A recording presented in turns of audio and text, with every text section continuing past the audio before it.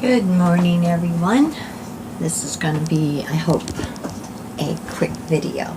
It's just a little morning chit chat with my coffee.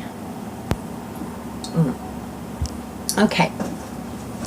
I have been in bed sick with cluster migraines most of the week. I get up a little bit and then, oh my goodness. Anyways, it's been rainy, and usually when the barometric pressure drops, then it kind of plays havoc with my head and the majority of the family. But we're not talking about headaches this morning. We are going to talk about palm oil and versus tallow, or palm oil and tallow. And it's not a little conversation about, preferences and what I believe that everybody should be doing as a soap maker. So it's nothing like that. Palm oil and tallow and lard, which is pig tallow, are all good sources for soaping. But did a little research because I came across the last few years about some of my soap, or I should say anyone's soap. If you have something in it that someone is allergic to, then they just don't know. I mean, there's just a lot of things, and you think with oils, you wouldn't run into that problem. But as you know, with peanut oil and other things, and there's a very small percentage of people that are allergic to coconut oil. So we're not going to talk about coconut oil, we're going to talk about palm oil. A lot of controversy about sustainability, where it is harvested, as you know, and I'm not going to get into it, about the depletion of orangutans because of the rainforest, people going in there and just mowing it down and planting palm trees so that they can, get lots of money. It's usually not just local farmers, it's, big companies going in there and stripping out the land and all that kind of stuff. But we're not going to talk about that. We're going to talk about allergies. Last couple of years, I have ran into several people that have used natural soaps. Doesn't have to be just necessarily mine. The sad thing about it is if they started out and they had allergens to whatever ingredients that were in the soap, and they tried it for the first time, that was it. And they said, no, I don't know how this soap maker makes soap, but, no, it makes my skin, just get really funky. And that's sad. Because it gives that soap maker a bad reputation. And then others that have bought soap for years from a soap maker and just absolutely love it, and maybe helps with psoriasis and eczema and things like that, and just swears by it. And then the soap maker decides to get sustainable oil, let's say, and I'm talking about palm oil, and they decided to put that in it because it has great qualities for soap makers. And that same person that's been buying soap for many, many years from the soap maker, and I mean anyone out there, not just talking about me, a certain soap, they would come back and say, man, I don't know what it is about this soap, but I've never had this problem before. I've gotten itchy, tight skin. The biggest thing, excuse me, talk about allergies. The number one, that this is what I've come across, and this is in my family, as you know, they're my guinea pigs, like my new eyeballs. Number one is tightness, itchy, and dryness of skin, and that would be it. Well, that was a big problem there. Certain soaps. And then the next one, and I've never came across this as of yet, but I do have some wonderful friends that has had skin issues, drying out and just, flaky and whatnot, and has been buying soap for me for years, and it's taken care of it.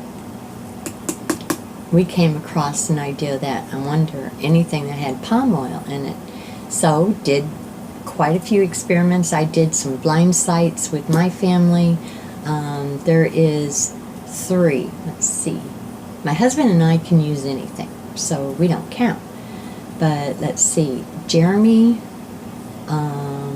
2 daughters, and I think it was 2 grandkids.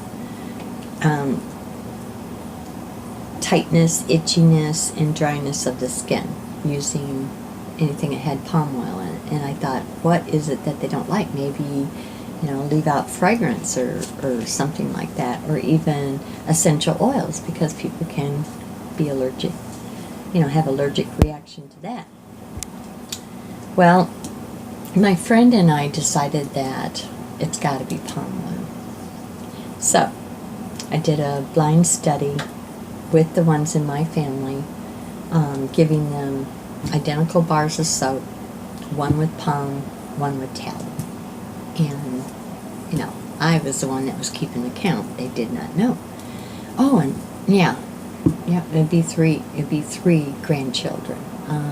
One 21. I'm telling my age. Anyways.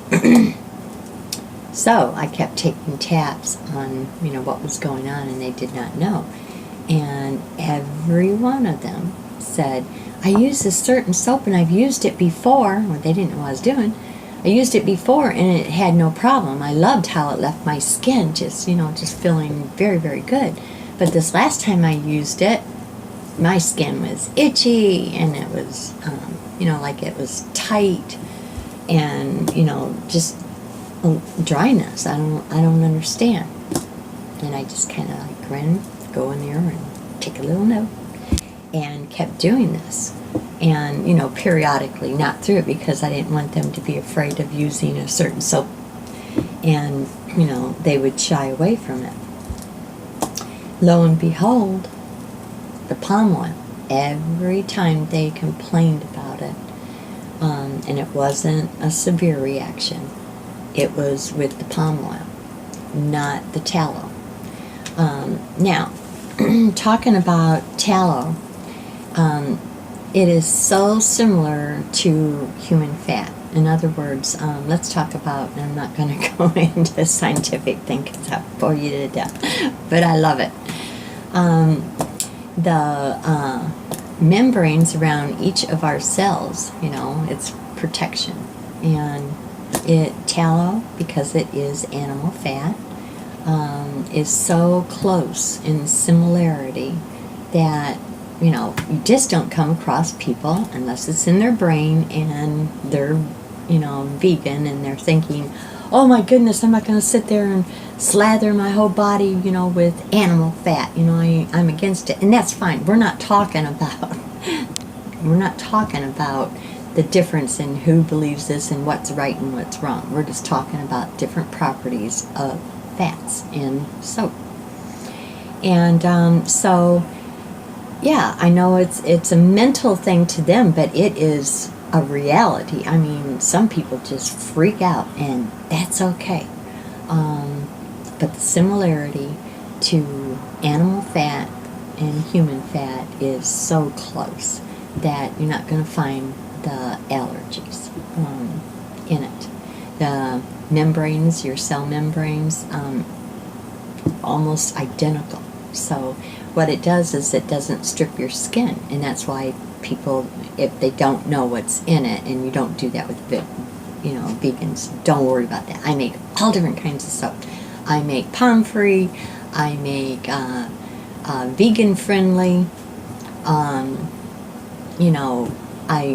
make soap which I absolutely love, and the majority of the people don't realize that it has tallow instead of palm oil. They both have the same type of properties of what it does to soap, blah, blah, blah. But we're not getting into that, so don't think that this old hillbilly is, knocking, vegan people. I have many, many friends and always have. And I cater to anyone. It does not matter what I do. It's what I make for, my customers, for others. Especially running into, skin problems. The nice thing about tallow is, like I said, that it's so close to human properties. What it does to skin, lubricating, waterproofing. Tallow is locally and regionally supplied in the United States. We ship out an awful lot. And believe me, I know, because I was a trucker for almost 20 years. I did it all, even big old boom booms. I mean, military stuff. So all the way to hauling animals and, hauling, you name it. So, locally supplied. It is easily and readily, you know where it's coming from. Now, we have a lot of organic tallow. You will see that, and if you're a soap maker, you can go over to Etsy. You can, research it, and you can buy from grass-fed, animals. The wonderful thing that if you're a meat eater versus a vegan is knowing that you are a small percentage, so you're not going to stop meat eaters. So the next best thing is to honor that animal, of everything, using everything, not just for steak or hamburger or whatever. The places that I have hauled in animals, yes. I was a bull hauler. Doggone it all, here's my shirt. But anyways, I love animals, and I know that the Lord, gave one thing for us to do, and that was to take care of, His creation. And so let's go back to honoring. Many, many places, mom and pop places, North Carolina, I'm talking about you, and in Iowa. There are many, many facilities nowadays that take absolutely every part of that animal and reuse it. So, it is a sustainable. If you're a meat eater, it doesn't bother you.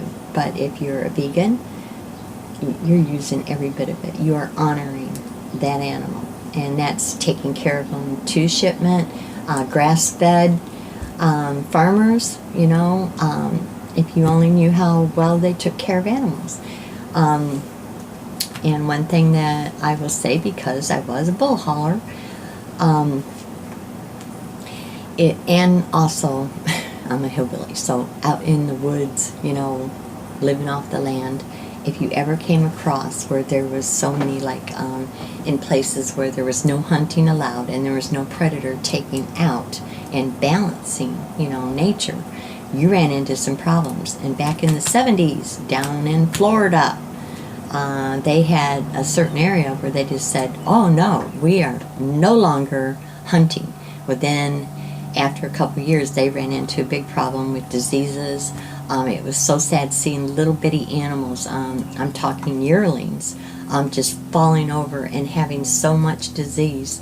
And then the older animals that weren't taken out, by a predator or for food, their teeth, everything where they couldn't even eat. And you talk about being emaciated. You wouldn't want to see that on a video, watching that kind of stuff. So there's a balance in everything.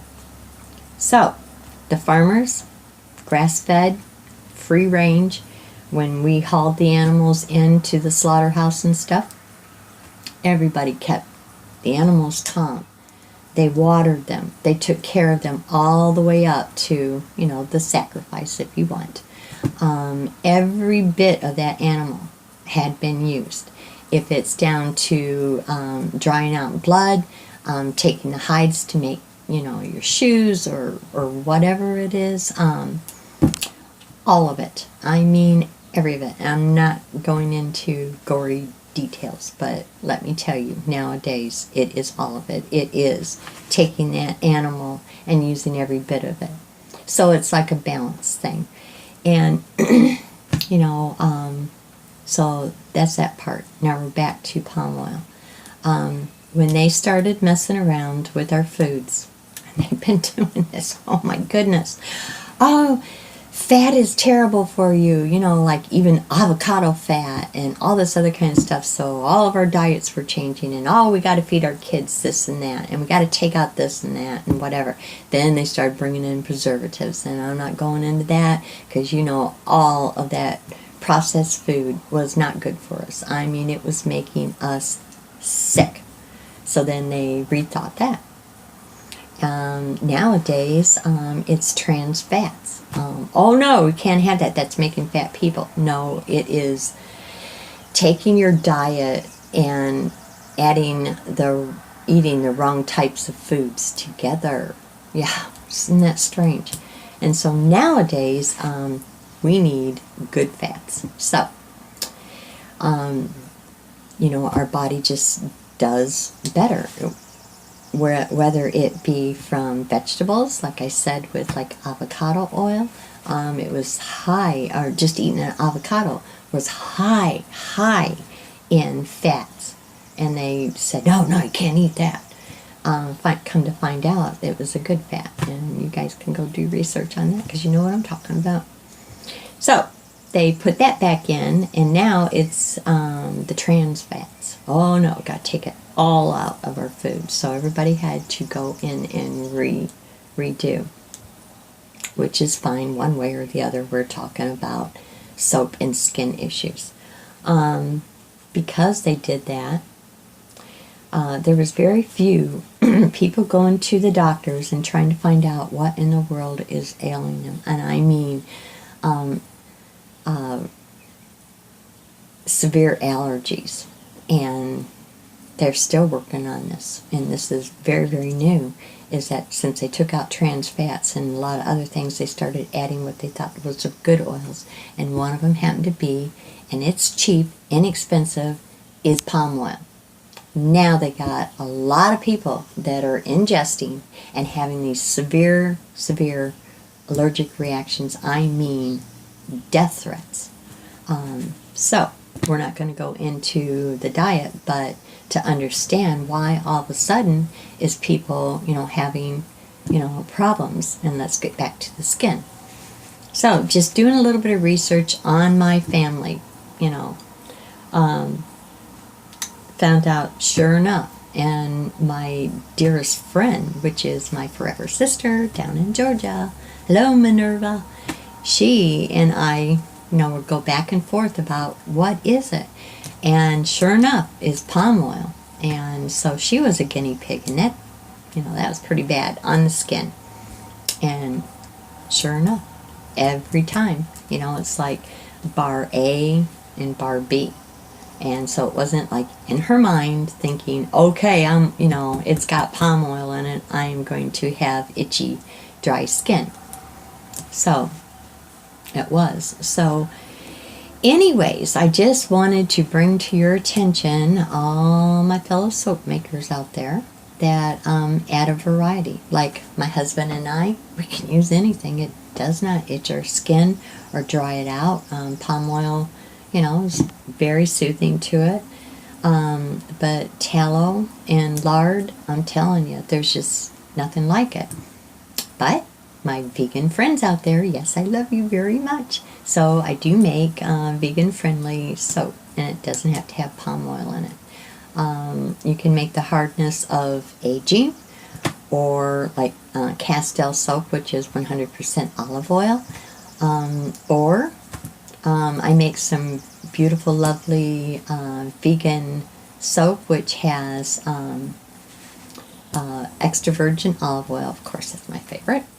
Okay, and then I add a whole bunch of different skin-loving oils. And then for the hardness, you either let it age for a year or even more at times, or kaolin clay, any of your clays, let's say sea clay, all different kinds of stuff, and putting the good old herbs in there makes beautiful, beautiful soap. If you ever use Castile soap, you know that, you know, it disappears pretty fast, so you got to keep it, you know, in drying in between, you know, the use. You don't want all that stuff to melt away. And then another one, and I should have brought it with me, is the Beldy soap. You know, the black African soap that I made. You know, that they use in, or I should say Moroccan black soap that they use in, you know, the bathhouses over there and stuff. That has no tallow or anything in it, and it's very good exfoliating. But this is what I wanted to bring to your attention. Honestly, I will have to go and do research if anyone's allergic to any type of tallow. Not heard of, because it's so close to resembling our skin. So, if palm oil versus tallow, hey, you know, I make both, and I will continue to make both. I still have a large amount of palm oil, and I think after I get done using that up, I am just going to use tallow. Not because I don't like palm oil, but because there's more and more people, you know, having allergic reaction, and you know, I just don't want to do that. So it'll be vegan soap, and it will be in taking out the palm oil and using the tallow for me. This will be way down the road. I make both. I make all different kinds of soaps, and I know that there is a lot of my soapy sisters and brothers out there that feel the same. But this is just my research and just a little bit of information, you know, for you to take in, do something on your own. I got down here, Magnesium Stearate. There's a lot of stuff going on saying that Magnesium Stearate is palm oil. Well, you know, you can add into your soap, and it doesn't have to derive from palm oil. It can be coconut oil. It can be other things. So when you go to put in your orders and you look for supplies, look to see where certain things are, you know, derived from. And that will help, because just because you take out the palm oil doesn't mean that what you are adding in to make a hard bar of soap, you know, doesn't have it in there. Everything anymore has palm oil in it. And palm oil is not bad. I am not in no ways, you know, saying, oh, it's a sin to use it. It's not. It has great qualities, and like I said, my husband and I have absolutely no problems. Soap that I send to India, they cannot use. It is forbidden to use tallow, especially beef. And why send beef, or not send beef, and then you send, you know, pig tallow? So I don't. When I make the soap for India, it has palm oil in it. People over there don't seem to have a problem. I don't know why. Maybe because it's been in their diet, you know, palm oil or whatnot. And so is coconut oil. So I send either of them, but I leave out, you know, the animal fats when I send it over there, just for respect, you know, for them. Okay, I wish that I could do a live video, but while I'm talking and trying to read, I guess there's a lot of people that you have to read or have a monitor, you know, to answer questions, which I don't. So it's a one-man kind of thing. So I hope this helps. Just a little bit of information on, you know, taking a coffee break. I know a lot of people are going to jump on it, and you know what? This is me. You're dealing with the hillbilly, and you're not going to hurt my feelings. I have heard it all. You know, if you send, you know, really bad comments that are, you know, you're not asking a question, and all questions are answered, but just wanting to, you know, use me as a target, guess what? Beep, got that button, and I will, you know, and I'm not going to put up with that stuff, and I don't have very many of them, and I'm very thankful. I thank the Lord for that. This is learning, and this little coffee break is just, you know, teaching, getting heads up and getting your minds going, and especially my soap makers out there with me, to think about these things. So, yes, I eat meat, but very little meat. I love my veggies, and I have very, very many vegan friends, and we honor each other. We don't sit there and try to pull down each other. So, with that, I'm going to drink my coffee and bid you adieu. I hope you liked it. If you want more of these little coffee breaks, let me know. Yes, we're all busy, but I'd like to take out a little bit of time to help others, because it is a teaching, channel. So, anyways, love you all. I am going to get busy and maybe make soap or whatever. I lost a whole week, so I don't know how that's going to go. All right, you guys stay out of trouble, and I will try to do the same. Talk to you later. Bye-bye.